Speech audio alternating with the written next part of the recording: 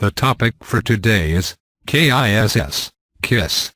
This may sound like a strange topic, but as we go through this discussion, hopefully I will be able to help you discover its relevance. I would like to start our discussion today by telling you about a man who worked for the Lockheed Corporation, Kelly Johnson. He was said to be an organizing genius. He was a systems engineer, an aeronautical innovator. He is said to be one of the top 10 aeronautical engineers of the 20th century. To give you some idea of his overall resume, I'd like to point out some of the projects he worked on during his career. During World War II, he worked on the P-38 Lightning. This was the fastest propeller fighter plane of World War II. In the 1950s, he worked on the U-2, the famous spy plane of the 50s and 60s, and is still in use today. In the 1960s, he was responsible for the development of the SR-71 Blackbird. This was another spy plane that still holds the speed record for airplanes. He worked on the P-80 Shooting Star, the first jet fighter used operationally by the United States Army Air Forces. It was designed and built in 1943 and delivered just 143 days from the start of the design process. He worked on the F-104 Starfighter. It was operated by the air forces of more than a dozen nations, from 1958 to 2004. Johnson was heading up a design team for a new fighter jet. At a team meeting of his design engineers, he came into the room with a handful of tools and laid them out on the table in front of the room. He then challenged the design team to design a jet aircraft that must be repairable by an average mechanic, in the field, under combat conditions, with only the tools on the table. Johnson had developed a name for this design process. He called it KISS. KISS was an acronym for Keep It Simple, Stupid. Johnson has now become known as the father of the KISS principle. Johnson was not the first person to use the KISS principle, although he did create the name. Napoleon Bonaparte, in the late 18th and early 19th centuries, used the KISS principle extensively in his military exploits. He employed an idiot in the development of all his battle operations plans. After he had developed the battle operations plans, he had them read to the idiot. If the idiot understood the plans, Bonaparte then knew that his battlefield commanders would be able to understand and implement them. He then issued the orders. This is another example of the KISS principle. Another well-known individual who was a proponent of the KISS principle was Leonardo da Vinci. One of his famous quotes was, "Simplicity is the ultimate sophistication." Again, this is another example of the KISS principle. I'd now like to take a few minutes to show you some examples of the non-KISS principle in practice. As a man was eating his dinner, and continually wiping his mouth with his napkin, he began to wonder if there was not some way he could invent a device that would automatically wipe his mouth for him with the napkin. This is what the man developed. I'd call this device a non-KISS solution. Another example is a man who simply wanted a tire swing. The designer and builder developed a much more sophisticated and non-KISS solution. These two examples generally demonstrate what many of us, as current-day technocrats, in our technology-driven world, have come to believe.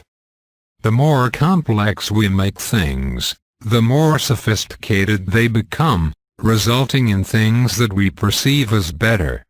I think that a simple application of the KISS principle in many of our daily experiences might prove that this is not necessarily true. Our discussion so far today has focused on the KISS principle, and some of you may be wondering what this is to do with everyday Christian living. The question then becomes, can KISS be applied to our everyday Christian life? From my point of view, I believe it can and should be. In fact, I believe that God has used the KISS principle throughout the ages, especially in his interactions with men. When God provided the Ten Commandments to Moses and the Israelites, he did not provide a long list, just 10 laws. I believe that this is a good example of God using KISS to help men understand this word without a lot of confusing rhetoric or extraneous material. What God had to say was contained in 10 straightforward, concise laws that could be easily understood, and provided little latitude, if any, for misinterpretation. Even though the Ten Commandments are straightforward, they do require some interpretation for us simple, humble, country folks. Someone has been kind enough to provide us with a country folks version of the Ten Commandments in keeping with the KISS principle. Ain't but one God. Honor your ma and pa. No tellin' tales or gossiping. Get your hide to Sunday meeting. Ain't nothing come before the Lord. No foolin' with another feller's gal. No killin', 'cept for critters. Quit your foul-mouthin'. No swiping your kinfolk's stuff. Don't be hankerin' for it neither. I'd like to digress for a moment. Did you ever wonder why there were only 10 commandments? I have. Why were there not 8, or 15, or maybe even 20, or more? I have a theory, in keeping with our discussion of the KISS principle, and God's application of it. We have used the fingers on our hands to count almost from the beginning of time. As young children, we count on our fingers. It is a natural way of counting and remembering more than one item. In other words, it is a natural application of the KISS principle. It is something that we do instinctively and naturally. And it's simple. I believe that in God's wisdom he understood that in order for his commandments to be remembered, understood, and obeyed by men, he would have to keep it simple and something that could be easily remembered. Since we were using our fingers to keep count and remember multiple items, it seems to me only natural that 10 would be the appropriate number. It provides for comprehensiveness. It is simple to remember. And it fits within the framework of our human mindset and our ordinary lifestyle. We also need to remember that we, as human beings, have a tendency to think, as discussed before, more is better. So if 10 were good, wouldn't more be better?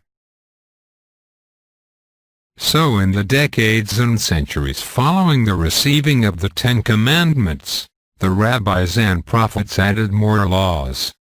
These laws are found in the books of Moses, Genesis, Exodus, Leviticus, Numbers, and Deuteronomy.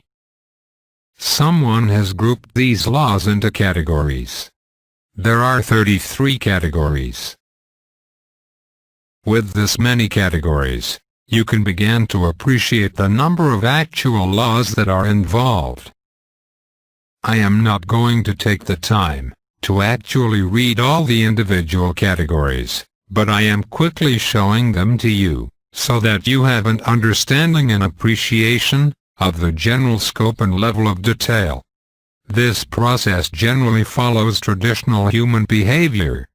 In the normal course of events, simple becomes more complex, leading to perceived sophistication, seemingly making us believe it is better. In summary, God gave us 10 laws, which we subsequently expanded into 613 additional laws. We then perceived these 613 laws as a better condition because it was more complex and sophisticated. This could be considered the non-KISS approach. Centuries later, when Jesus came, some believed that he had come to change the law. Jesus did not want to change the law. As he stated in Matthew 5:17, "Do not think I have come to get rid of what is written in the law, or in the prophets. I have not come to do that. Instead, I have come to give full meaning to what is written." I think part of what Jesus was saying in this passage was, he just wanted to simplify it, so that the common people could understand it. In other words, KISS. In a similar vein, the scribes and Pharisees were continually trying to test Jesus, and get him to say that he was trying to change the law. They wanted to prove that he was a fraud, blasphemer, and heretic. On one occasion, a group of Pharisees got together, and one of them, an expert in the law, tested Jesus with this question, "Teacher, which is the greatest commandment in the law?" Jesus replied to this question with the following response: "First, love the Lord your God, with all your heart, and with all your soul, and with all your mind. Second, love your neighbor as yourself." There was silence. Everyone was waiting for Jesus to continue with third, fourth, fifth. But there was none. There was no third, no fourth, or no fifth. Only two. There was stunned silence by the crowd. It was similar to the probable reaction of Kelly Johnson's design team when he told them that the aircraft that they were designing had to be repaired by a handful of tools. Jesus had just given us all the tools we needed to inherit eternal life. Amazing! Our handful of tools is really just two. KISS. Finally, the silence of the crowd was broken, and someone asked, "Who is my neighbor?" We are all familiar with Jesus' reply to this question, with the parable of the Good Samaritan. I am not going to review that parable here. Rather, I am going to tell you a story about another person. This is the story about a man named Brian Collins. Brian had not always been on the right side of the law. He was a convicted drug manufacturer. He had spent 10 years in federal prison. Currently he is an auto repairman in Madison County, Georgia.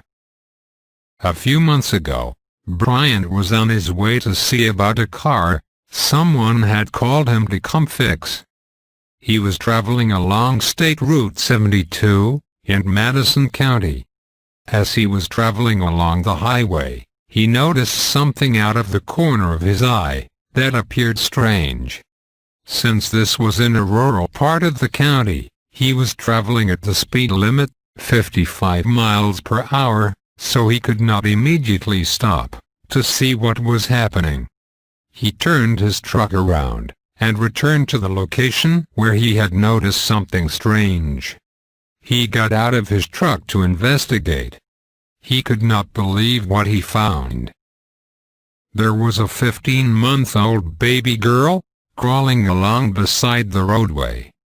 There was no one else around. How did a 15-month-old baby girl get to the side of the road all by herself? He called 911. As in most rural areas, with non-life-threatening 911 calls, it takes a while for responders to come. In this case, it took over 2 hours for the county sheriff to get to Bryant's location. Have you ever tried to entertain a 15-month-old baby for 2 hours? Bryant found that playing gospel music on his cell phone seemed to keep the baby pacified. After the sheriff deputies finally arrived and investigated, they found that the baby girl was supposed to be supervised by her older siblings. The siblings had become distracted and forgotten about their baby sister. The baby had crawled over 300 yards through some woods and fallen down a bank to land beside the highway.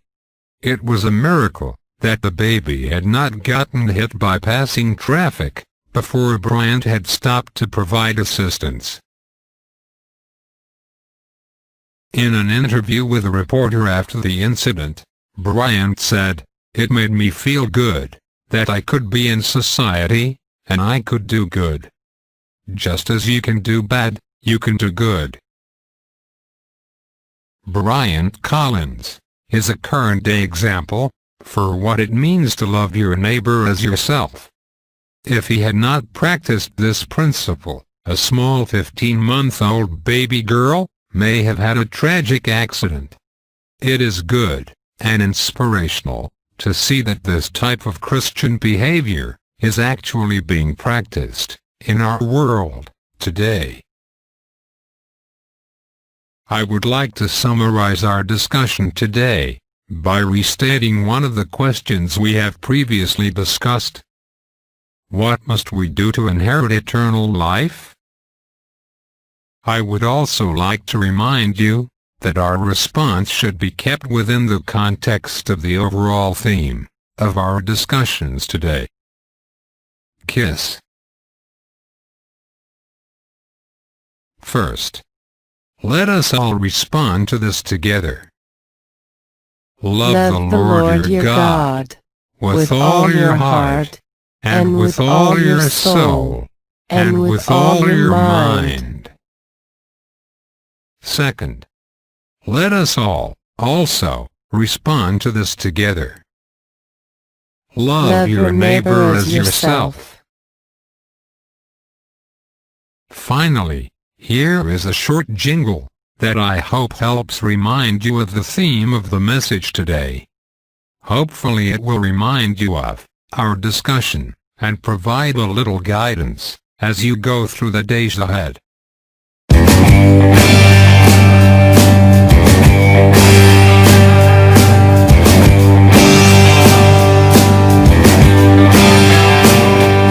I know you wanna be happy. I'm gonna show you a way. Let you in on a secret. Brighten up your dull day. Life will gain longevity, and your body will become strong. Best of all, you'll find you got peace of mind. Everybody be singing along. You gotta keep it groove-proof, simple, stupid, so anybody can understand. If they still don't seem to get it, go on, take them by the hand. Eat them like a baby who's just learning how to crawl. Keep it easy as 1, 2, 3 or ABC. Just keep it simple, stupid, that's all. Don't give me no long contracts, I gotta read inside. If it don't fit on a one-page fax, then it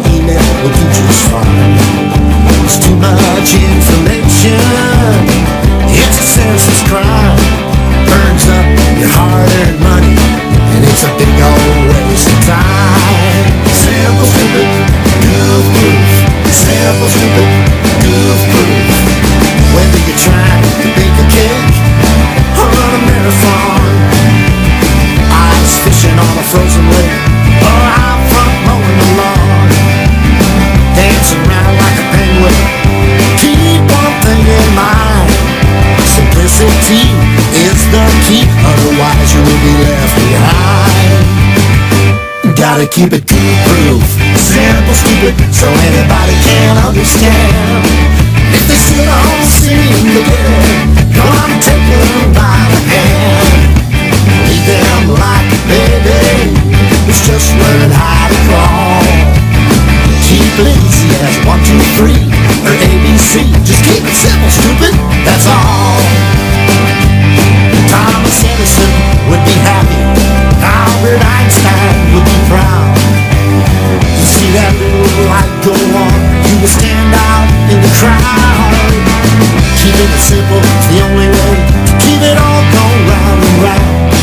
If you can picture this, give me a big fast kiss. Don't need to look too far to be found. You gotta keep it foolproof, simple, stupid, so anybody can understand. If they still don't seem to get it, go on and take them by the hand. Lead them like a baby who's just learning how to crawl. Keep it easy as 1, 2, 3, or ABC. Just keep it simple, stupid, that's all. Keep it easy as 1, 2, 3, or ABC. Just keep it simple, stupid, that's all.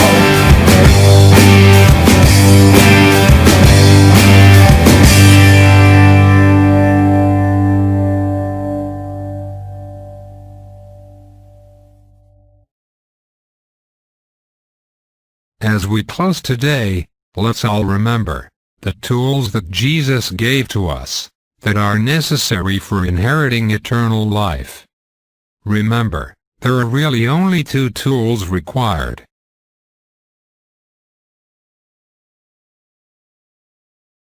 KISS. Keep it simple, stupid.